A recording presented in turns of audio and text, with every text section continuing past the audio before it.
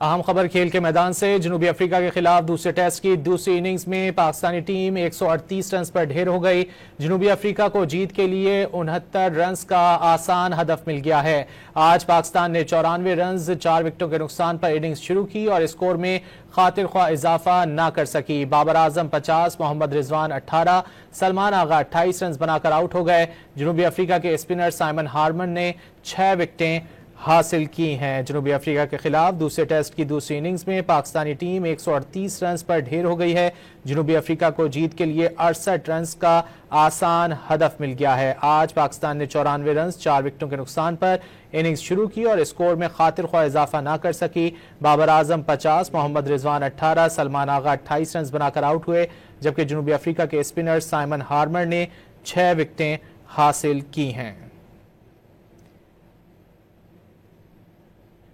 पाकिस्तान की जानिब से पहली इनिंग्स में 333 रन बनाए गए थे, जिसके जवाब में साउथ अफ्रीका ने 404 रन स्कोर किए थे और लीड हासिल की थी पाकिस्तान पर पहली इनिंग्स में। उसके बाद पाकिस्तान की पूरी टीम दूसरी इनिंग्स में 138 रन तक महदूद रही और यूं पाकिस्तान की जानिब से साउथ अफ्रीका को 68 रन का आसान हदफ दिया गया है। इसी वाले इस बात करेंगे, हमारे साथ मौजूद है डॉन न्यूज़ के नुमाइंदे इमरान सिद्दीक से। इमरान, खासी बुरी परफॉर्मेंस अगर कहा जाए बैटिंग में पाकिस्तान की तो गलत नहीं होगा।